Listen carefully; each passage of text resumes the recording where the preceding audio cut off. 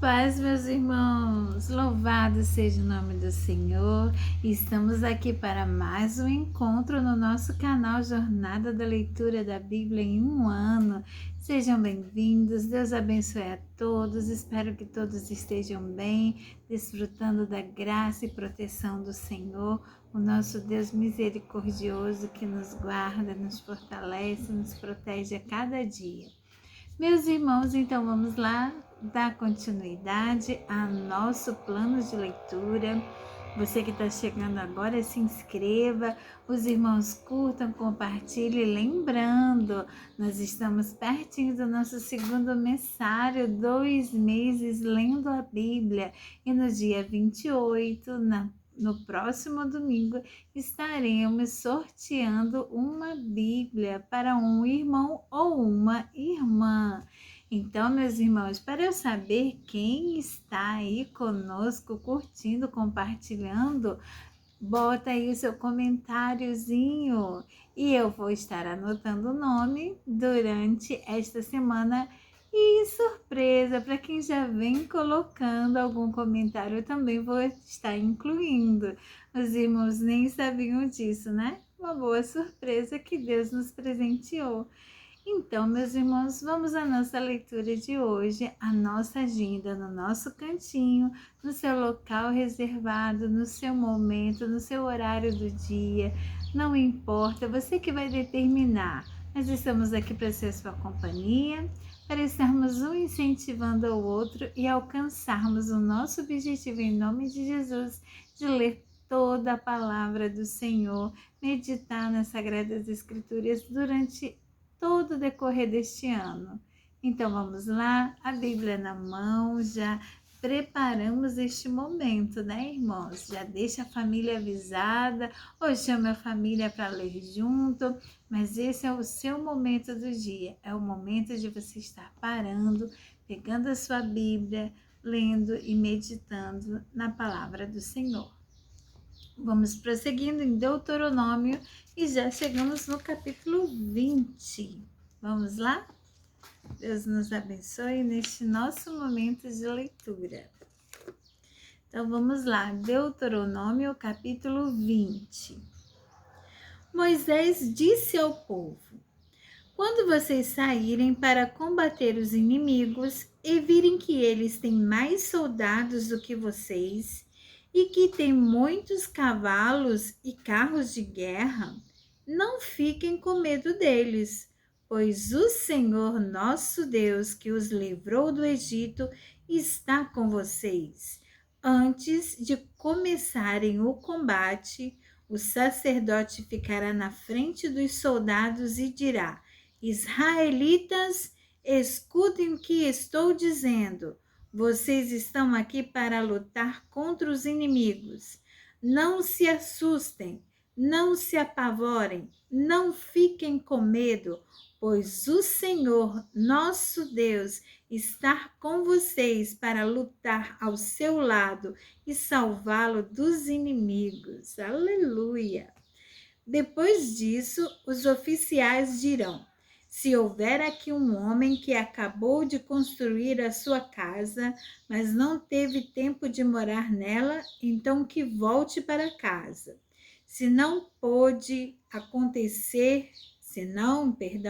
Pode acontecer que ele morra na batalha e outro homem venha morar na casa. E se houver aqui um homem que plantou uma parreira, mas ainda não colheu as uvas, então que volte para casa. Senão, pode acontecer que ele morra na batalha e outro homem colha as uvas. E se houver aqui um homem que já contratou casamento, mas ainda não casou, então que volte para casa. Senão pode acontecer que ele morra na luta e outro homem case com a mulher. E os oficiais dirão também: se houver aqui um homem tímido e medroso, então que volte para casa. Senão, pode acontecer que outros soldados fiquem com medo também. E quando os oficiais acabarem de falar, serão escolhidos os chefes das tropas para comandarem os soldados. Antes de atacarem uma cidade, façam uma proposta de paz. Se os moradores da cidade aceitarem a proposta e se entregarem a vocês, então eles serão seus escravos e farão trabalhos forçados. Porém, se eles não se entregarem, mas começarem a lutar, então cerquem a cidade, e Deus a entregará nas mãos de vocês. Mantenha a espada todos os homens.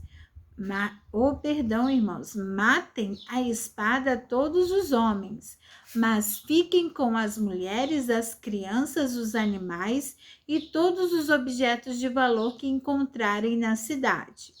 O Senhor nosso Deus lhes dará o que era do inimigo, e vocês usarão tudo para o seu próprio bem. Façam isso com todas as cidades que ficam fora da terra onde vocês vão morar. Mas quando conquistarem as cidades que ficam na terra que o Senhor nosso Deus está dando a vocês, matem todos os moradores, conforme Deus mandou. Acabem com todos esses povos, os heteus, os amorreus, os cananeus, os perizeus, os heveus e os jebuseus. Matem todos para que eles não ensinem vocês a imitar as cerimônias nojentas que praticam quando adoram os seus deuses. Isso seria um pecado grave contra o Senhor nosso Deus. Pode acontecer que vocês fiquem cercando uma cidade muito tempo e que demore a conquistá-la. Nesse caso, não derrubem as árvores frutíferas que ali houver. Comam dos frutos, mas não cortem as árvores. Será que elas são seus inimigos para que vocês as destruam?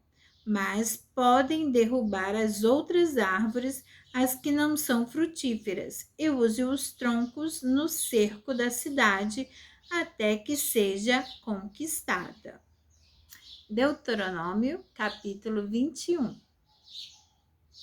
Moisés disse ao povo: quando vocês estiverem vivendo na terra que o Senhor nosso Deus lhe está dando, pode acontecer que encontrem no campo o corpo de um homem assassinado e não se descubra quem foi que o matou. Nesse caso, os líderes, os juízes, irão medir a distância entre o lugar onde o corpo foi descoberto e as cidades em redor. Aí os líderes da cidade que ficar mais perto do lugar onde estava o corpo pegarão uma bezerra que ainda não tenha sido usada no trabalho.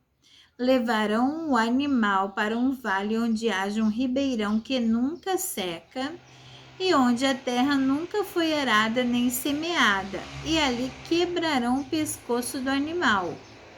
Os sacerdotes levitas também irão até lá, pois o Senhor nosso Deus os escolheu para o servirem, para darem a bênção em nome do Senhor e para decidirem todos os casos de violência. Os líderes da cidade que ficam mais perto do lugar onde o corpo foi encontrado lavarão as mãos por cima do animal morto e dirão: nós não matamos esse homem, nem sabemos quem foi que matou. Portanto, ó Senhor Deus, perdoa o teu povo de Israel, o povo que livraste do Egito. Não culpes o teu povo pela morte desse homem inocente. Assim o povo não será culpado por aquela morte. Portanto, se fizerem aquilo que o Senhor acha certo, vocês estarão tirando do meio do povo a culpa pela morte de um homem inocente. Quando o Senhor nosso Deus fizer com que vocês vençam os inimigos e vocês levarem alguns prisioneiros de guerra, pode ser que um de vocês veja entre eles uma mulher bonita. Se você gostar dela e quiser casar com ela, leve-a para a sua casa. Leve-a para a casa, aliás, onde ela, em sinal de luto, rapará a cabeça, cortará as unhas e trocará de roupa. Ela morará na sua casa e ficará de luto 1 mês pela morte do pai e da mãe. Depois você pode casar com ela. Porém, se mais tarde você não gostar mais dela, deixe que vá embora livre. Você não poderá vendê-la nem maltratá-la, pois você a humilhou, forçando-a a casar com você. Pode acontecer que um homem tenha 2 mulheres e ele goste mais de uma do que da outra. Cada uma delas lhe dá um filho, mas o que nasce primeiro é o filho da mulher de quem ele gosta menos. Quando esse homem distribuir os seus bens entre os filhos, não poderá mostrar preferência pelo filho da mulher mais querida, dando-lhe os direitos de primeiro filho. O pai deverá dar os direitos de primeiro filho ao filho da mulher de quem gosta menos, pois é o primeiro, e os seus direitos devem ser respeitados. Ele receberá 2 vezes mais do que os outros. Pode ser que um homem tenha um filho teimoso e rebelde que não obedece aos pais, nem mesmo depois de ser castigado. Então, os pais devem levá-lo aos líderes da cidade e no lugar de julgamento na praça pública. Eles dirão: o nosso filho é teimoso e rebelde. Ele não nos obedece, gasta dinheiro à toa e é beberrão.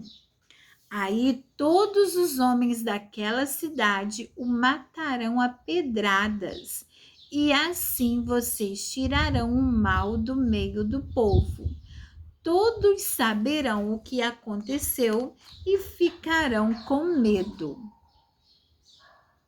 Moisés disse ao povo: se alguém for morto por ter cometido um crime e o corpo for pendurado num poste de madeira, não deixem que o corpo fique ali durante a noite. É preciso sepultá-lo antes do pôr do sol, pois um corpo pendurado assim faz a maldição de Deus cair sobre a terra. Sepultem o corpo para que não fique impura a terra que o Senhor nosso Deus lhes está dando para ser de vocês. Deuteronômio, capítulo 22. Se a vaca ou o carneiro de um israelita fugia do dono e você vir o animal andando solto, não faça de conta que não viu. Leve-o de volta ao dono. Se o dono morar longe ou se você não souber quem é, leve o animal para casa e fique com ele até que o dono venha procurá-lo. Então entregue-o a ele. Faça o mesmo com o jumento, a roupa ou qualquer outra coisa que você achar e que for de outro israelita. Não faça de conta que não sabe de nada. Se o jumento ou o boi que é de outro israelita cair na estrada e você vir o animal caído ali, não faça de conta que não viu. Ajude o dono a pôr o animal de pé. As mulheres não podem usar roupa de homem, nem os homens usar roupa de mulher. O Senhor nosso Deus detesta as pessoas que fazem isso. Se você encontrar um ninho numa árvore ou caído no chão e a mãe estiver lá com os filhotes ou com os ovos, não pegue a mãe. Leve os filhotes, mas deixe a mãe sair voando a fim de que tudo corra bem para você e você viva muitos anos. Quando você construir uma casa, coloque uma grade de madeira em volta do terraço. Assim você não será culpado se alguém cair dali e morrer. Não plante na sua plantação de uvas qualquer outra coisa. Se você fizer isso, estará proibido de aproveitar tanto as uvas como aquilo que as outras plantas produzirem. Você terá de entregar tudo aos sacerdotes. Não ponha juntos um boi e um jumento para puxarem o arado. Não vista roupa feita de tecido de lã e de linho misturados. Ponha pingentes nas 4 pontas da capa que você usa. Pode acontecer que um homem case e, depois de ter tido relações com a mulher, não queira mais saber dela. Começa a caluniá-la e a dizer mentiras contra ela, afirmando que não era virgem quando casaram. Nesse caso, os pais da moça irão falar com os líderes da cidade e, no lugar de julgamento na praça pública, mostrarão um lençol com as manchas de sangue que provam que a moça era virgem quando casou. E o pai dirá aos líderes: dei minha filha em casamento a este homem, mas ele não quis saber mais dela e começou a caluniá-la, dizendo que ela não era virgem quando casaram. Pois vejam aqui a prova de que minha filha era virgem. E os pais estenderam o lençol em frente dos líderes. Então estes pegarão o homem que lhe dá. Então estes pegarão o homem, lhe darão chicotadas e o farão pagar uma multa de 100 barras de prata. Essa quantia será dada ao pai da moça. O homem será castigado, assim porque caluniou uma virgem israelita. Além disso, ela continuará sendo sua mulher e ele nunca poderá mandá-la embora. Mas se for provado que a moça não era virgem, aí os os líderes, a levarão para perto da porta da casa do pai. E os homens da cidade a matarão a pedradas. Ela fez uma coisa vergonhosa no meio do povo de Israel, antes de casada, e enquanto ainda vivia na casa do pai. Ela teve relações com um homem. Assim vocês tirarão o mal do meio do povo de Israel. Se um homem casado for encontrado na cama com a esposa de outro, os dois deverão ser mortos, o homem e a mulher. Assim vocês tirarão o mal do meio do povo de Israel.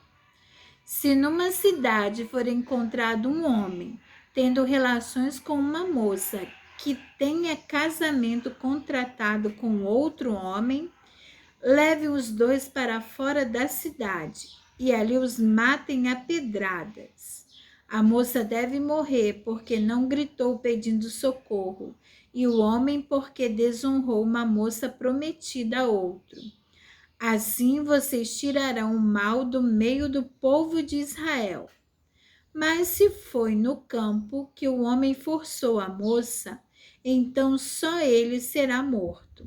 Não façam nada à moça, pois não merece a morte. O caso dela é como o de um homem que é morto por outro. A vítima não tem culpa do crime. O homem forçou a mulher no campo. Ela gritou pedindo socorro, mas não havia ninguém para socorrê-la. Se um homem forçar uma virgem que ainda não tenha casamento contratado e o caso for descoberto, então o homem pagará ao pai da moça 50 barras de prata, que é o preço de uma virgem. Ele a forçou e por isso ela será sua esposa e ele nunca poderá mandá-la embora. Nenhum homem terá relações com nenhuma das mulheres do seu pai, pois isso seria uma vergonha para o seu pai. E aqui, irmãos, nós encerramos a leitura do dia de hoje. muitos ensinamentos, né? Muitos padrões morais que o Senhor quer para o seu povo, porque o Senhor quer um povo santo, um povo puro, lavado e remido. Então, irmãos, que Deus nos abençoe e graças a Deus, porque concluímos a nossa agenda de hoje. E amanhã, se assim Deus nos permitir, estaremos de volta. Fiquem todos com Deus. Um abraço fraternal e Deus nos abençoe. Amém? Até amanhã!